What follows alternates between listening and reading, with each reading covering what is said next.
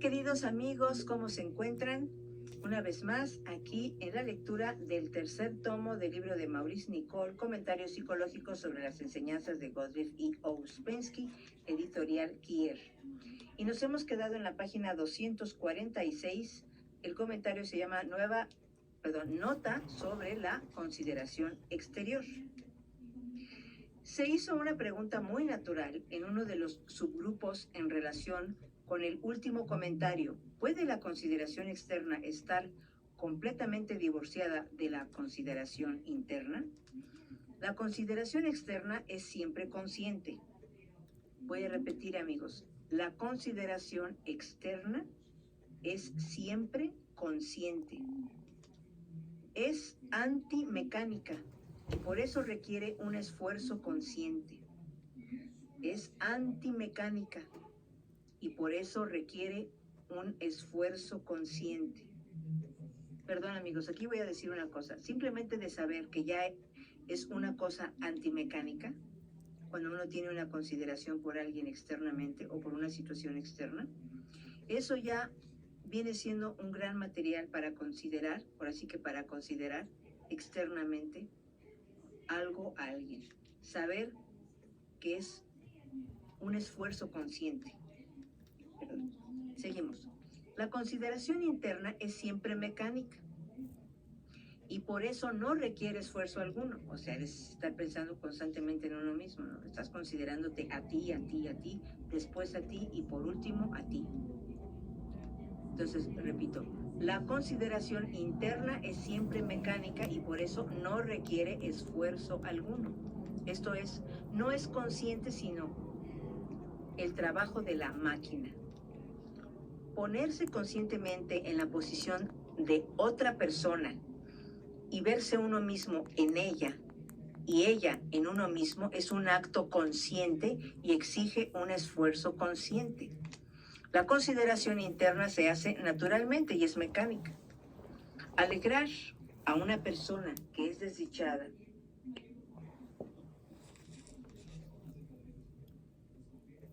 ¿Qué tal, queridos amigos? ¿Cómo se encuentran?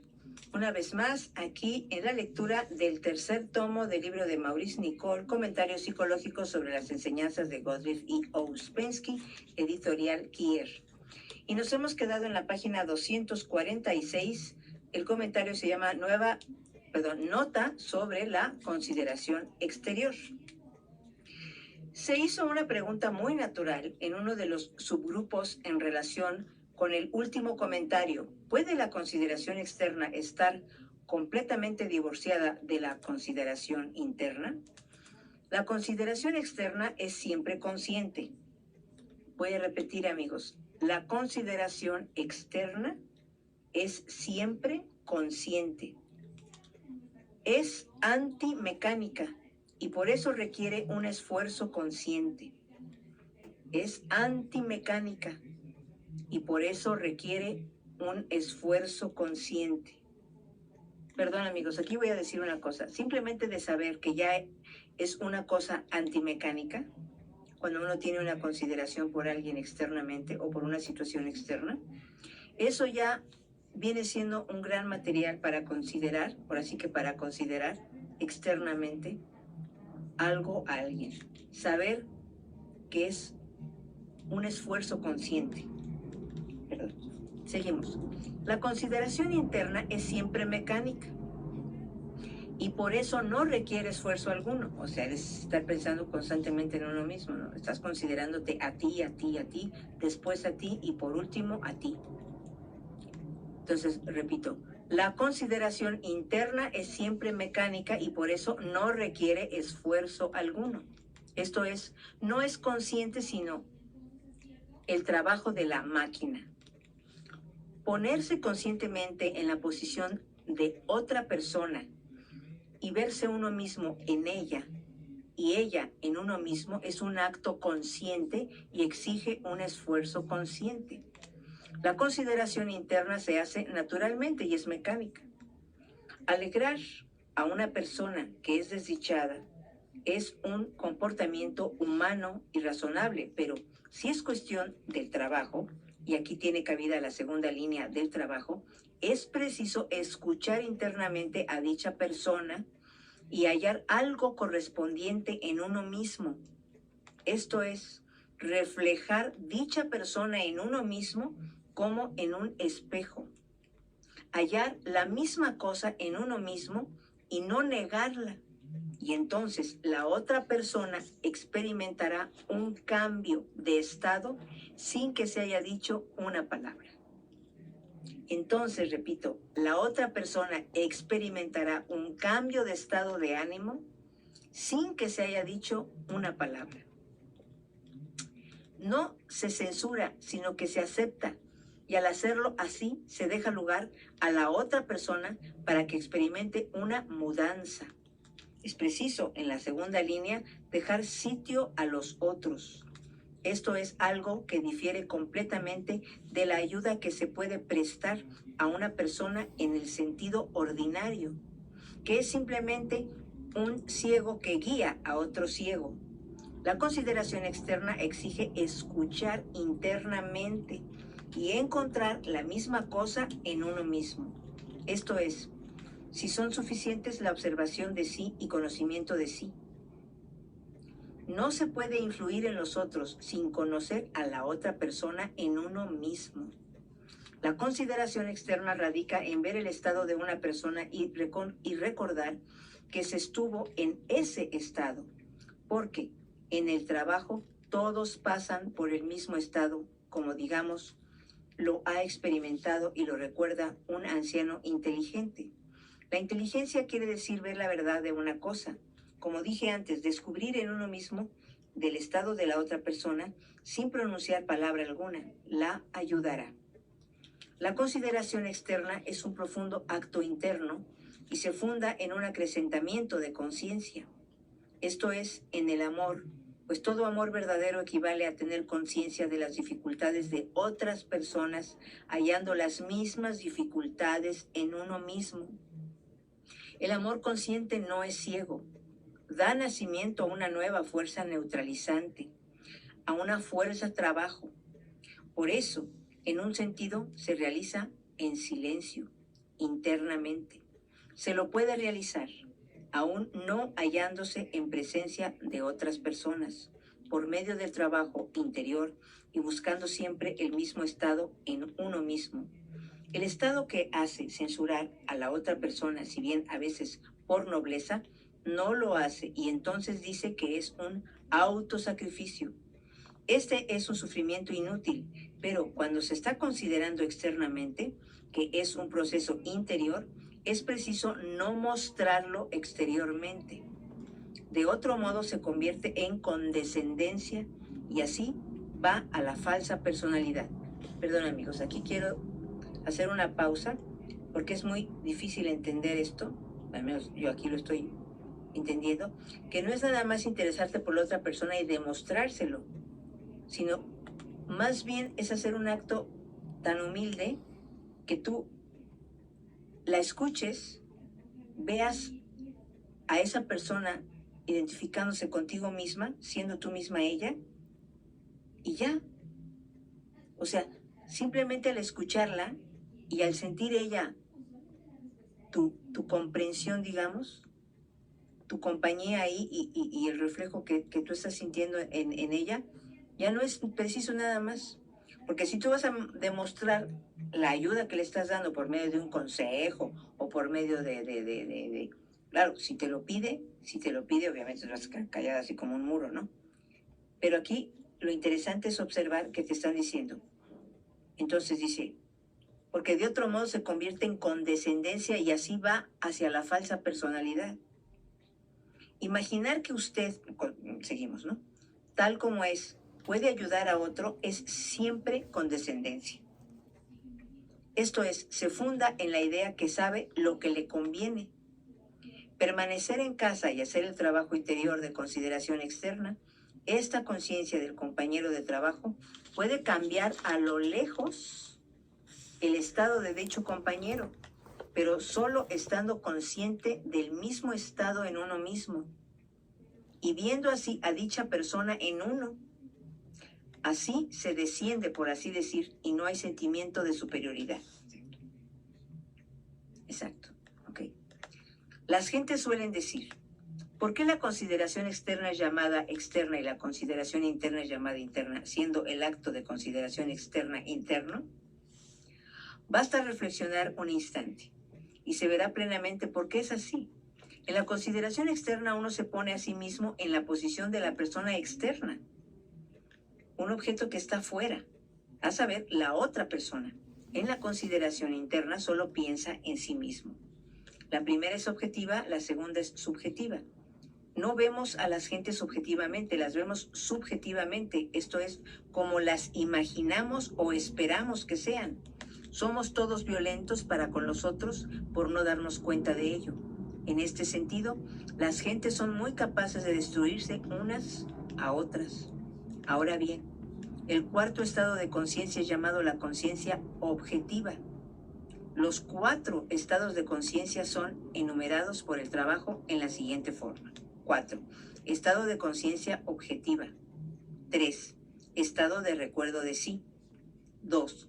Estado de la así llamada conciencia despierta. 1. Estado de sueño literal, de sueño físico. Hay 4 estados o niveles de conciencia tal como lo señala el trabajo. Y primero nos esforzamos en alcanzar el nivel número 3, estado de recuerdo de sí. Para llegar al estado número 4, estado de conciencia objetiva, un hombre debe pasar primero por el estado número 3, o sea, recuerdo de sí. De otro modo, no logrará cosa alguna ni tampoco la recordará si tiene un súbito contacto con el estado número 4, conciencia objetiva. ¿Qué se puede entender por el estado número 4? Esto es, el estado de conciencia objetiva. La primera respuesta es que en este estado vemos las cosas como son realmente, pero esta definición no satisface la mente. Naturalmente no puede hacerlo porque nadie puede describir un estado superior de conciencia a otra persona que nunca estuvo en contacto con dicho estado. A menos de haber tocado el estado de conciencia objetiva, no podemos aprenderlo. Así como un hombre que percibe un mundo de 3 dimensiones no puede aprender cómo sería un mundo de 4, 5 o 6 dimensiones. Por ejemplo, no puede aprender la idea de su cuerpo-tiempo. Esto es, que toda su vida pasada está viva. Perdón, voy a repetir otra vez. Por ejemplo, no puede aprender la idea de su cuerpo-tiempo. Esto es, que toda su vida pasada está viva.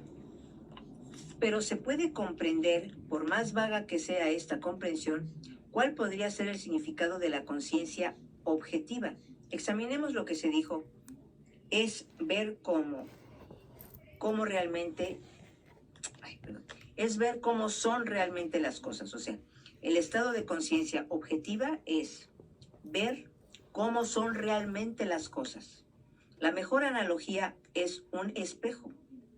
Un buen espejo refleja fielmente, no deforma cosa alguna, no es celoso, en una palabra carece de subjetividad. Nos muestra exactamente a qué nos asemejamos. Las gentes suelen decir que un espejo no miente. Ahora bien, si pudiéramos exprimir nuestra sentimentalidad, nuestras imaginaciones basadas en la falsa personalidad, nuestros estados negativos, subjetivos, nuestros así llamados ideales y 1001 otras cosas, incluso los bien amados retratos de nosotros mismos, las actitudes hostiles que nos inculcaron, las típicas reacciones mecánicas, los topes, los prejuicios, la vanidad y en suma todo aquello contra lo cual debemos trabajar según la enseñanza del trabajo, y también separarnos, nos enseña el trabajo, entonces nos aproximamos al estado en que vemos las cosas como son. Ahora bien, al otro tal como es. Ahora bien, ver al otro tal como es exige un acto preliminar absolutamente necesario, a saber, la necesidad de verse a sí mismo como se es.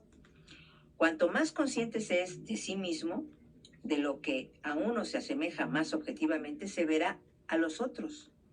Porque el conocimiento de sí, logrado mediante la práctica de la observación de sí por mucho tiempo, de hecho toda la vida, después de haber conocido el trabajo, conduce a una objetividad cada vez mayor hacia sí mismo. La significación de la observación de sí es acrecentar el objeto para uno mismo, esto es, hacer que esa cosa de la cual se fue esclavo esa cosa que he aceptado en su totalidad sin cuestionarla, a saber, uno mismo, sea cada vez más objetiva. Si veo algo en mí mismo, ya no es mí, esto es subjetivo. Si no, se convierte en objeto para mí, en otra cosa separada a la que puedo ver como algo distinto de lo que contemplo como mí mismo. La parte de mí que lo ve como objeto retrocede interiormente y me lleva finalmente al yo real que reside en el interior y es mi sí real e inobservable. Esto es una experiencia que no puede ser más objetivada o analizada. Se aproxima a yo soy el que soy, pero no lo es en realidad. Entonces, un hombre es dueño de sí y ya no es más una multiplicidad, sino una unidad. Ese estado está muy lejos, pero es muy real y muy cierto. Esta idea se expresa en el diagrama de trabajo que empieza con el yo observante y lleva al amo. Examinemos otra vez dicho diagrama. Amo, yo real, mayordomo. Después abajo, mayordomo delegado. Abajo, yo observante. Este diagrama nos señala claramente que a menos de establecer un hombre o una mujer, un yo observante en sí mismo, nada se produce en lo que respecta a su pleno desarrollo, que es el estado a que se llega después de pasar por los muchos yoes contradictorios pertenecientes al así llamado estado de conciencia despierta, ascendiendo hacia el logro del yo real que, por así decirlo, está esperándonos. Pero al tomar lo que no es uno mismo como uno mismo, solo puede llevarnos a un infinito sueño o a estados negativos. Así, el hombre que alcanza su verdadera meta, a saber que llega a ser consciente en el yo real, es objetivamente consciente, es decir, logró el cuarto estado de conciencia. Citaré ahora brevemente lo que Ouspensky dijo acerca del estado preliminar que conduce a la conciencia objetiva. En sus experimentos sobre sí mismo, citados en Misticismo Experimental, dice que pudo alcanzar un estado en el cual el sentido ordinario del yo había desaparecido. Dice, comprendí que con la habitual sensación de yo están conectadas todas las dificultades acostumbradas, las cuitas y las ansiedades. Por lo tanto, cuando el yo desaparece, todas las dificultades y cuitas y ansiedades desaparecen. Y qué terrible es tomar en nosotros mismos esta idea de yo y llevar esa idea de yo en todo lo que hacemos. Como si nosotros nos llamáramos Dios. Sentí que solo Dios podía llamarse a sí mismo yo. Ahora bien, cuanto más una persona se vuelve objetiva para consigo misma, más pierde su ordinario, habitual y preocupante sentimiento de yo. Esto señala la aproximación hacia un diferente nivel de conciencia, de los cuales el más elevado es la conciencia objetiva. Aquí termina el comentario, amigos. Nos vamos a quedar en la página 249 y el nuevo comentario se va a llamar El cuerpo y las diferentes mentes que actúan sobre él. Wow. Y esta nota se llamó Nota sobre la consideración exterior. Qué fabuloso aprendizaje, amigos lindos. Fíjense que yo me voy para abajo cada vez más, ¿no? Fíjense que esto es extraordinario, porque podremos llegar a tener el concepto de que la consideración exterior, o sea, el ponerse en los zapatos de otra persona, al considerar su sufrimiento y todo, pues es tratarla de aconsejar o de ayudar o de a ver cómo te apoyo en este problema, ¿no? Perdón, amigos, es que...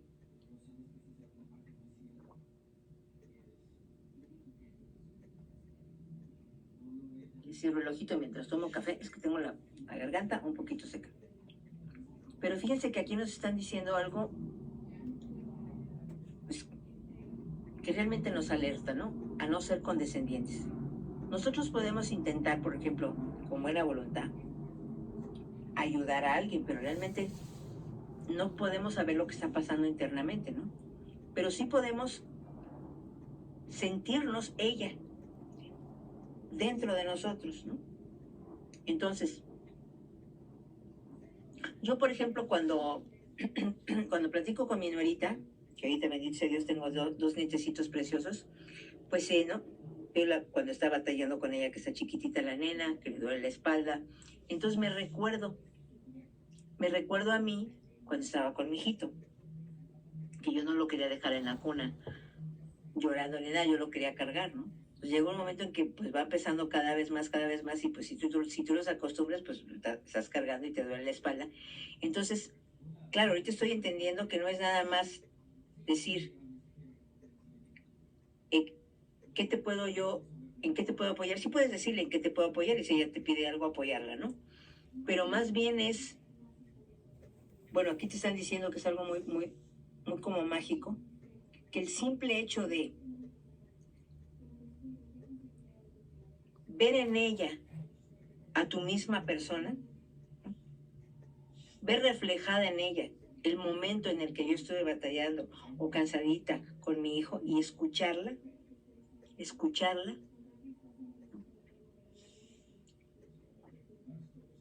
puede hacer que en un momento dado, en otro lugar, en otro sitio, estando ella en otro lado, sienta ella ese apoyo.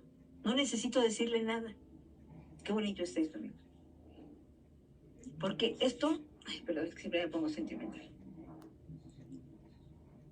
Es lo mágico de este camino.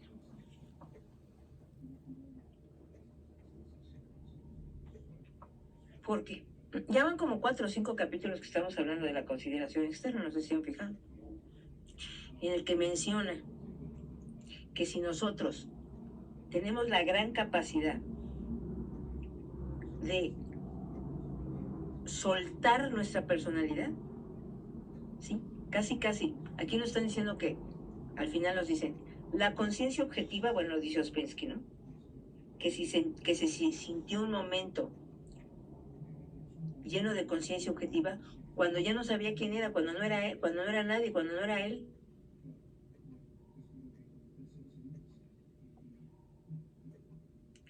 Entonces, puede uno ver realmente las cosas, ¿no? Porque cuando uno pudiera dejar de ser o de actuar según la personalidad que tenemos ya impuesta, el patrón de ideas que sabemos que tenemos, quiénes somos, cómo reaccionamos, ¿no? Si pudiéramos, digamos, flotar como un fantasma de repente, yo creo que sí veríamos las cosas con más realidad, porque no estaríamos tomando las cosas desde nuestra perspectiva habitual de Aida Pierce, ¿no? O de Ramón Pérez, o de Carlos Sánchez, o de, ¿no?, fulanito y fulanito de tal, ¿no? Las estaríamos viendo desde una perspectiva prístina, una perspectiva de la nada. Entonces, al mismo tiempo que estaríamos pudiendo ver lo demás sin una habitual, ¿sí? Es que hay una palabra, sin una habitual, sí, o sea, ya adelantarnos a los hechos, ¿no? Es una acostumbrada reacción, ¿no? Ya no, porque vamos a sentirnos como que estuviéramos muertos, haz de cuenta, ¿no? Haz de cuenta que tú estuvieras muerta y que tú te presentaras en tu casa a ver los problemas. Los verías completamente desapegada de tu personalidad porque sabrías que ya no existes, que ya no estás ahí. Entonces dirías, yo no veía, fíjate, a lo mejor no, como el fantasmita ahí. Yo no sabía que de repente se encerraba en su cuarto y se ponía a llorar este familiar mío. Y yo pensaba que era bien petulante, y yo acá, pues, porque como yo lo veía desde mi punto de vista, yo decía, oye, esta nada más grita, pega de gritos, ¿no? Por decirte un ejemplo tonto, ¿no? Veríamos la realidad de las cosas en sí, porque no estaríamos con la perspectiva de nuestra personalidad, con la habitual reacción que nos da nuestra determinada personalidad, según cada quien. Unos son más altivos, otros son más callados, otros son más tímidos, otros son más groseros, ¿no? Otros son más religiosos. Todas las características que nos da nuestra personalidad ya formada nos hace ver las diferentes cosas que nos pasan en la vida desde una perspectiva determinada, ¿sí? Hay asociación de pensamientos que te dicen, ah, mira, es que ves, o sea, el mismo patrón de pensamientos de uno, ¿no? Entonces, aquí nos están diciendo que para llegar al punto de la conciencia objetiva, que sería poder ver la realidad de las cosas, volvemos a lo mismo. Tendríamos que abandonar completamente nuestra personalidad. Porque entonces, mágicamente, cuando estamos tratando con una persona o con otra, tendríamos que tener un espejote que se nos volteara, ¿no? Cuando quisiéramos decir, ahí esta mesera qué grosera es porque me avienta las cosas, ¿no? Pues tener un espejo, ¿no? Si tú estuvieras ahí caminando desde las 8 de la mañana, a lo mejor ya te regañó alguien en la cocina, a lo mejor tuviste un problema familiar y estás atendiendo, a lo mejor los zapatos no te quedaron bien porque te los dieron aquí y tienes dos juanetes que te están doliendo muchísimo. Claro que eso es bien difícil, porque entonces tienes que ponerte en los zapatos de la otra persona y al mismo tiempo no dejarte pisotear. Eso es muy interesante lo que se tiene que comprender ahí, ¿no? Yo pienso que es muy interesante y es un hilo muy, muy delgado, ¿no? Pero es un sentimiento de consideración externa que a lo mejor tú no le dices nada, ¿no? Pero a lo mejor en vez de tú estar pensando, esta vieja no le voy a bajar propina, ¿qué le pasa? Nada más con qué cara me contestó y luego se volteó y ni siquiera me explicó bien el menú. Si tú tienes un poquitito de trabajo interno y no piensas en ti primero, ¿por qué yo le voy a pagar? ¿Por qué no me atiende bien? Ahorita me voy a quejar con el gerente. Porque sí te gana, ¿eh? Entonces, yo estoy pagando. Si pudieras hacer ese trabajo en ese momento, claro, ahora volvemos a la situación extrema, ¿no? Si llega la señorita y te azota el plato, no es cuestión de que tú digas, ay, sí, mire, ya me azotó el plato, ya me cayó aquí todo caliente, me quemó casi la chipilipis, pero yo no voy a decir nada, ¿no? Pues no, porque la señorita, así como cuando tú te subes a un escenario, o tu amigo, o tú haces este trabajo, tú haces lo otro, pues lo tenemos que realizar, digamos, correctamente, ¿no? Sin que la gente tampoco te falte el respeto a ti, ¿no? Pero tú le dirías, señorita, o sea, ¿qué le pasa, no? Por favor, atiéndame bien, ¿qué sucede, no? Pero todavía el tono y la forma con consideración externa. Hasta donde se pueda, porque si la señorita te falta el respeto ya incisivamente, pues ya te vas a parar a decirle, por favor, llamen al gerente porque esa señorita pues, me está faltando el respeto y ¿por qué? ¿No? Que me devuelvan, por favor, o simplemente me voy a parar y me voy a ir y esto no se los voy a liquidar porque pues, me están tratando mal, ¿no? Pero fíjate, si pudiéramos hacer todo eso sin llegar realmente a molestarnos internamente, a que ya bueno, un día qué bonito que quisimos pasar regalándonos con nuestro trabajo, con nuestro dinerito, una rica comida en un restaurante, ya no los pudieron haber hecho pedazos, ¿no? Pero si nosotros podemos seguir ese trabajo, tener tantita consideración en la señorita que le pasa, ¿no? Ay, discúlpeme, perdóneme, señora, discúlpeme, perdóneme, pues sí, pero me vas a tener que pagar la otra blusa o la quemazón de la chipiriques que yo tengo aquí, ¿no? Si lo pudieras tomar de forma simpática, ¿no? Si pudieras llegar a ese grado, wow, wow, porque no te afecta, amigos. Es decir, las cosas nos van a pasar. El hecho es que la señorita, ya pongamos ese ejemplo, ¿no? Te aventó la sopa y te la tiró. Si llega a suceder eso, y tú puedes mantener la calma, tener tantitita consideración externa, quejarte, sí. Si luego la señorita, ¿qué le pasa? ¿Con qué se atoró? Que, ay, señora, Pierre, discúlpeme, bueno, pues me van a tener que regalar esta sopa porque ya voy a tener que pagar la tintorería y a lo mejor te regalan la sopa. Pero tú no estás enojada. Pero tú pudiste salir avante, ponerte en su lugar, no causarle que la despidan con el gerente, bueno, porque se van a enterar del incidente, pero tú tranquila. Y tú vas a ponerte a pensar, ojalá que esta mujer no le haya causado un problema de que la corran, porque o se atoró con algo, o está pensando en algo, o hay días en que yo he estado así. Ponte en su lugar. Porque hay días en que tú también has estado así. Desorientada, enojada, contrariada. ¿O me vas a decir que no? No, yo no. Yo soy como Dios Todopoderoso. Yo todos los días me levanto santo, inmaculado, y yo nunca me enojo, ni nunca pierdo el control, ni nunca digo una mala palabra. Pues no. Entonces, amigos, este capítulo está sumamente bello y difícil, pero bonito, de que entendamos que la consideración externa sí es tener la consideración externa, pero no sentirnos, yo le voy a salvar el mundo a esta persona, yo lo voy a considerar, yo te lo voy a llevar a mi casa, y es un ser humano que está tirado ahí en la calle, pero yo le voy a dar sopa, y le voy a dar arroz, y le voy a dar todo, y me voy a convertir en su salvadora. No se trata de eso. Se trata de que tú, sin decir absolutamente nada, ni hacer absolutamente nada, porque todos van a decir que yo soy muy buena, mira cómo me trajo este señor aquí, le di de comer, y le di la ropa y dinero y todo. Estoy haciendo un buen acto, mira. Todos vieron que lo metí a mi casa y que le di de comer. Eso no te sirve para nada. Entonces, sin que tú digas nada,